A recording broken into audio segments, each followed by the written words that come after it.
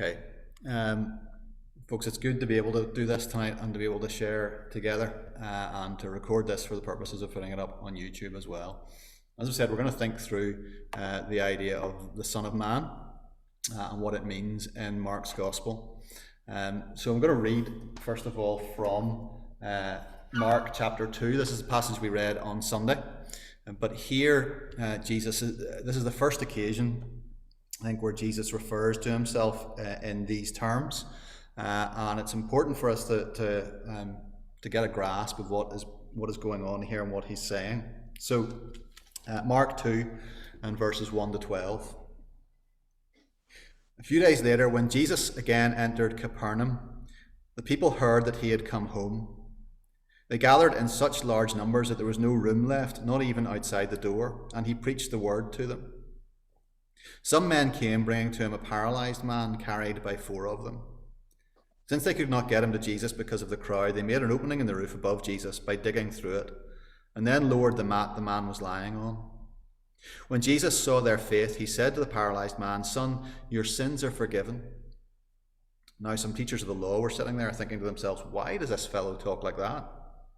He's blaspheming. Who can forgive sins but God alone?" Immediately Jesus knew in his spirit that this was what they were thinking in their hearts, and he said to them, "Why are you thinking these things? Which is easier, to say to this paralyzed man, 'Your sins are forgiven,' or to say, 'Get up, take your mat and walk'? But I want you to know that the Son of Man has authority on earth to forgive sins." So he said to the man, "I tell you, get up, take your mat and go home." He got up, took his mat, and walked out in full view of them all. This amazed everyone, and they praised God, saying, "We have never seen anything like this." Jesus makes his purpose for this healing clear. He says he wants them to know that the Son of Man has authority on earth to forgive sins.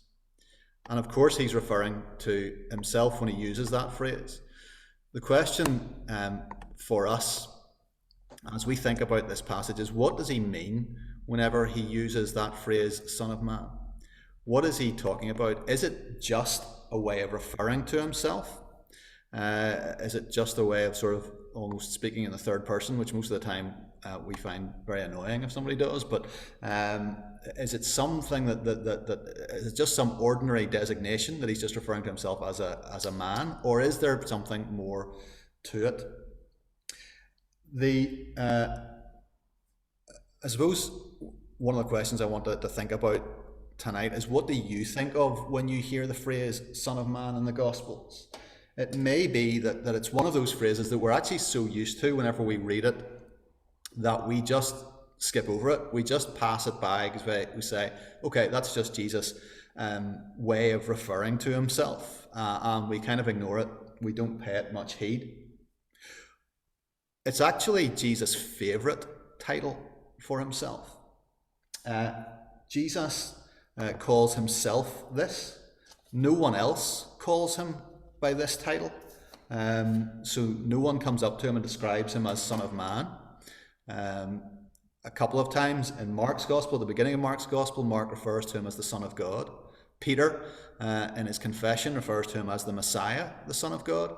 And at the end of Mark's Gospel, the Roman soldier refers to him as the Son of God. But nowhere do we find people referring to him as the Son of Man. They'll call him Teacher, Master, Lord, but not Son of Man. It's only Jesus who calls himself this. And he calls himself this about 50 separate times across the 4 Gospels. But especially here in Mark's Gospel. So we want to think through tonight, why is this Jesus' favourite title for himself? What significance does it have for him, and then also for us as we think about Jesus and about who he is? Really, this title takes us back in the scriptures to the book of Daniel and to Daniel chapter 7. In Daniel 7, Daniel has this vision, and at the beginning of the vision, he sees these these terrible beasts, these four beasts that emerge and that wreak havoc across the earth, making war on the saints, on God's people. And as he witnesses these beasts appearing, he then sees a figure called the Ancient of Days. A throne appears, and the Ancient of Days is sitting on it, and judgment is meted out on these beasts, and their power is taken from them. The beasts in general represent the powers of the earth, making life difficult for God's people, making war against God's people. And the Ancient of Days, of course, is God bringing judgment on them. But then Daniel sees this other figure appearing. And he says this, "In my vision at night I looked, and there before me was one like a son of man, coming with the clouds of heaven. He approached the Ancient of Days and was led into his presence." One like a son of man. And as he watches this figure, this one like a son of man, he notices in verse 14 that he is given authority, glory, sovereign power. All nations and powers all nations and peoples rather, and every language worshipped him. His dominion is an everlasting dominion that will not pass away. His kingdom is one that will never be destroyed. So this Son of Man figure is a figure who is given authority from the throne, from the Ancient of Days. And you see also the kind of ministry, if you like, or the kind of rule he exercises. He is charged with uniting the nations, all nations and peoples of every language worship him. So there is a uniting of peoples under this Son of Man, this authority figure. There is an everlasting kingdom over which he reigns, a kingdom that will, we're told, never be destroyed, will never pass away. This is the figure that we're seeing in Daniel. And for Daniel, it means a number of things. It means that there is a future reign of God coming that will outlast and overwhelm all earthly powers, no matter who or where they are. This is incredibly comforting for Daniel because it means for him that evil will not win. Those beasts that he has seen, those powers that set themselves up against God's people, will not have the ultimate victory. But God's reign will outlast and overwhelm them all. And for Daniel, who's living in exile in Babylon, that is an incredibly comforting thought. He has seen empires rise and go. He was brought into exile in Babylon, and the Persians eventually came and took it over. And so he has seen all this turmoil in his time. But he is being comforted in the knowledge that the future reign of God will outlast and overwhelm all these powers. And also that God's judgment of evil is certain, that evil will not win. Evil will not have the last word. That there will come a point in history where evil itself will be judged and will be done away with. And again, that's an incredibly comforting thought, not just for Daniel, but for us. And there will be a time when one with God's authority will judge all evil in the world. But the promise of the Son of Man sparks off all sorts of other images as well for us. A couple of other times that the phrase Son of Man is used in the Old Testament. It's used in Ezekiel, where God is directly addressing the prophet Ezekiel, and he calls him Son of Man. And so when God speaks to Ezekiel and calls him Son of Man, he's calling him man, human. He is a son of Adam, if you like. So that's a generalized description. It's a way God addresses Ezekiel. But in the Psalms as well, in Psalm 8, we're asked the question, what is man? What is the Son of Man that you are mindful of him, or that you care for him? And in Psalm 8, you see this idea of God making man in his image. And so there are all kinds of things going around here, because when this one like a Son of Man appears, he's clearly a representative figure of all of humanity. He bears the image of God like human beings, but in a way that we who are fallen cannot do. He is, if you like, in Luther's phrase, he is the proper man, the man that all human beings were supposed to be, the man that Adam was supposed to be, except he fell. This one like a Son of Man represents this proper man. And so Paul will end up describing him as the second Adam. And we know that that is a reference to Jesus. So this promise is there in the book of Daniel, that this one like a Son of Man will come and will rule. And if you notice in the passage, and if you look this up in Daniel later, or if you've got it in front of you now, he comes to the Ancient of Days. He is coming before the Ancient of Days and presenting him, if you like, with a task that he has completed. And this for us, again, it's reminiscent of Jesus. Jesus coming after his ascension to the throne of God with his work completed, and at that moment receiving from God all authority, dominion, glory, and kingdom. So the Jesus that we worship, the Son of Man, if you like, that we worship, all dominion, glory, and kingdom are given to him now. We don't see it yet. It's not revealed to us so that we can see it with our eyes as yet. One day it will be. But this is the one that we are worshipping, and this is the stage, if you like, in history that we're at. He has come to the Ancient of Days. He has completed his work that he was sent to do. He has been given all dominion, glory, and kingdom. And now we are in a time of waiting.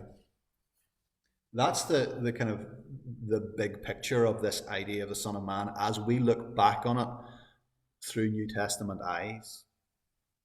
But what about Jesus' use of this word for himself in the Gospels? What about that?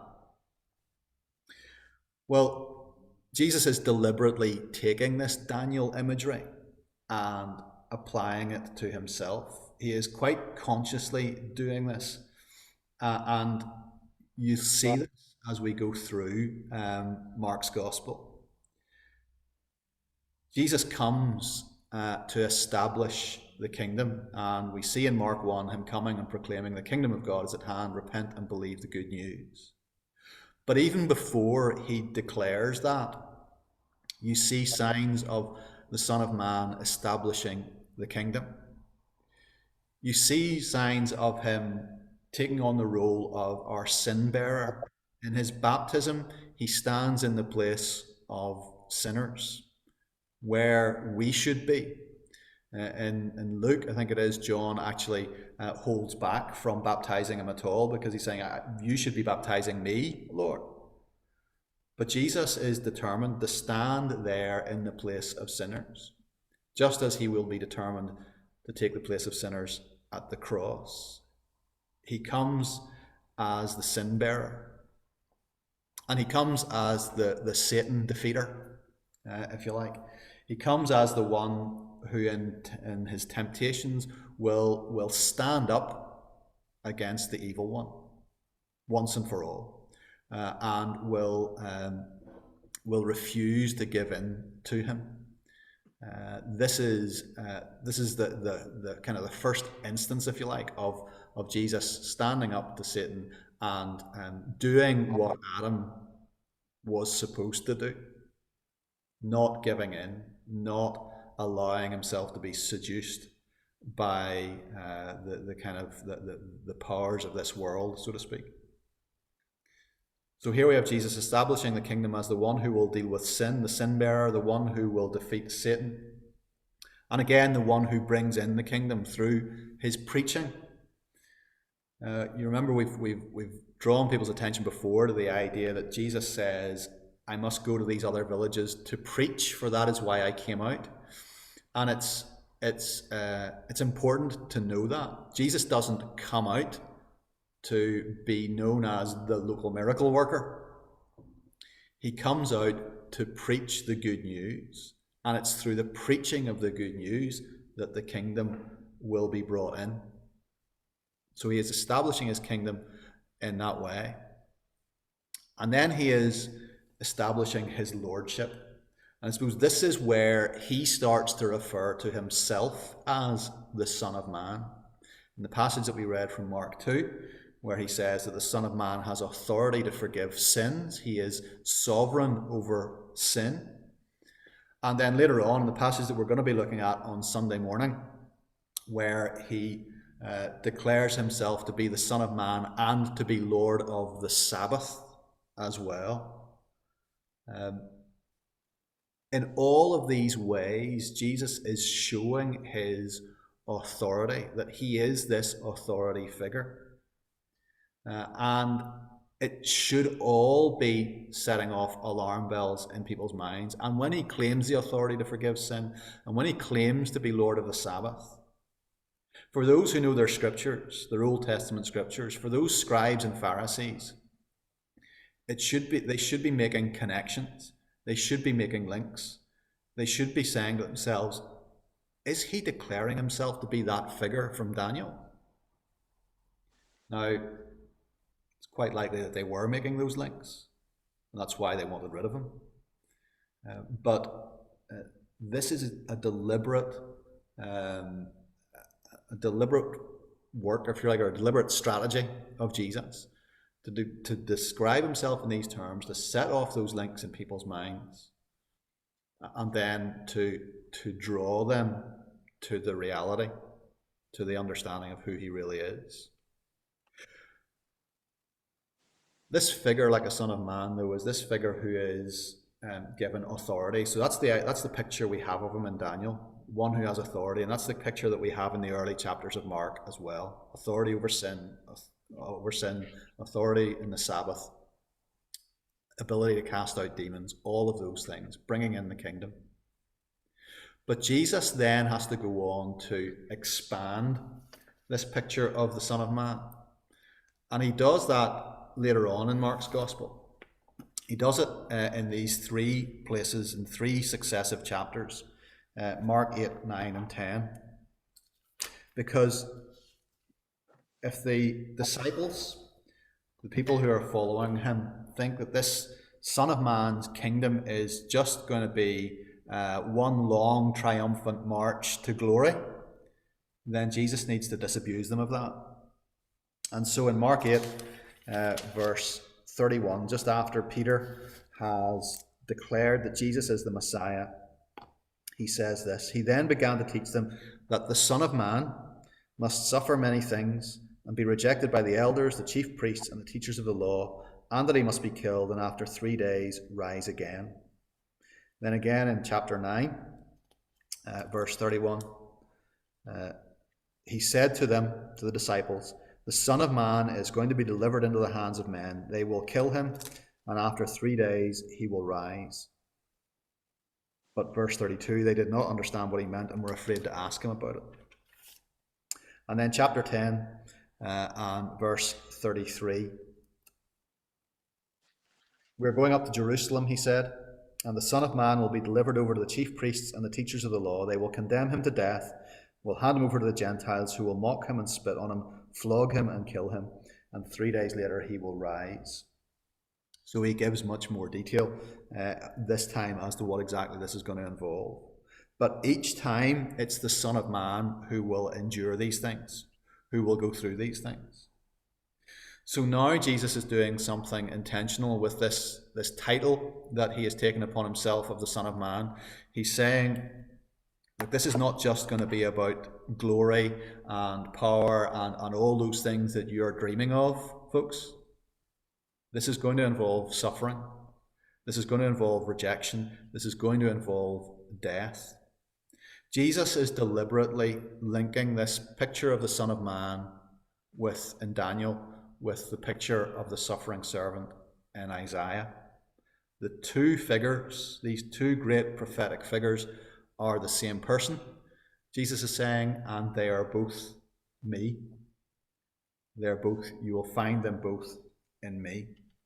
And he makes the point even more clearly in Mark 10:45. For even the Son of Man did not come to be served, but to serve, and to give his life as a ransom for many. Jesus is linking this Son of Man figure with authority to this servant figure who must give his life as a ransom to bring redemption. This is key to the understanding of who the Son of Man is for Jesus. But then also we have this idea of the Son of Man who will consummate the kingdom. The moment of defeat, as the world sees it on the cross, is actually for Jesus the moment of triumph. That is the moment when his task is done. When he cries out, "It is finished," we know that he's saying, the task is completed. And in Mark 14, when he's standing before the Sanhedrin on trial, we read this. I'm going to read from verse 60 of Mark 14. They've been questioning Jesus. They've produced the false witnesses against him. They can't get their statements to add up. And then the high priest stands up. The high priest stood up before them and asked Jesus, "Are you not going to answer? What is this testimony that these men are bringing against you?" But Jesus remained silent and gave no answer. Again, the high priest asked him, "Are you the Messiah, the Son of the Blessed One?" "I am," said Jesus. "And you will see the Son of Man sitting at the right hand of the Mighty One and coming on the clouds of heaven." Now here, Jesus is clearly, finally, and fully identifying himself with that figure in Daniel, coming on the clouds of heaven, the one who is at the right hand of the throne of heaven. Here, Jesus describes him as the Mighty One rather than the Ancient of Days, but it's the same figure. And Jesus is making it absolutely clear, where probably he hasn't done before, because at this point he is heading towards his death. He's making it absolutely clear that he is that Son of Man that the scribes and the Pharisees all know from Daniel, and that one day they will see it in the reality. Alistair Begg and Sinclair Ferguson have written a book called Name Above All Names, which talks about these names that Jesus has given. And in the chapter on the Son of Man, they say this is what Jesus is saying effectively to these folks in the Sanhedrin. "I am that Son of Man described in Daniel. You humiliate me now, but it is I who will come to the Ancient of Days, surrounded by his glorious angels in the clouds of heaven. I will receive dominion. What you see now is my marring beyond human semblance, but this is going to purchase dominion beyond human imagination. The day will soon dawn when all authority in heaven and earth becomes mine. This too you will see." Jesus is making that statement, that clear statement, that even as he goes to be crucified, at that moment, that is the thing he came to do, and that is the thing that will bring this dominion into being. And all will one day see this Son of Man in his rightful place. This is the picture that we're being given throughout the Gospel of Mark and the other Gospels when Jesus uses this image of the Son of Man. The post-resurrection Jesus has completed the work that Adam was supposed to do, the work of partnering with God and relating to God and ruling over God's creation. Jesus has completed that work. Jesus has fulfilled the promise that was given to Abraham that he would be a blessing to all nations. In his cross and resurrection, he has fulfilled that work. Jesus has reversed the curse of Babel. All nations and peoples of every language will worship him. That unity of people surrounding Jesus and in his kingdom, that will reverse the curse of Babel. And right now, in between his ascension and his return, Jesus exercises this everlasting dominion. Jesus, the Son of Man, is the one who exercises this rule, and his kingdom will grow and never be destroyed. What we are waiting for is for that kingdom to be revealed for all to see, for that day to come that he promises to the Sanhedrin, that they would see the Son of Man sitting at the right hand of the Mighty One and coming on the clouds of heaven. That's Jesus' intention in using this phrase. And if you have read the Gospels, and as we all have, I think, growing up, because if we've grown up at all in church and if we've read the Gospel stories at all, we've seen it again and again, the Son of Man, this phrase repeating itself. And it is definitely one of those phrases that we kind of just, okay, that's Jesus talking about himself. But with this background, it gives a much deeper, fuller, clearer picture to what Jesus is saying every time he uses this phrase.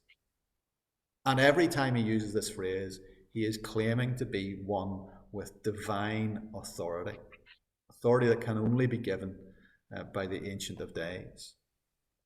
And every time he uses this phrase, it will be something that those who are paying attention will either take incredible offense at or will respond to by giving him their lives.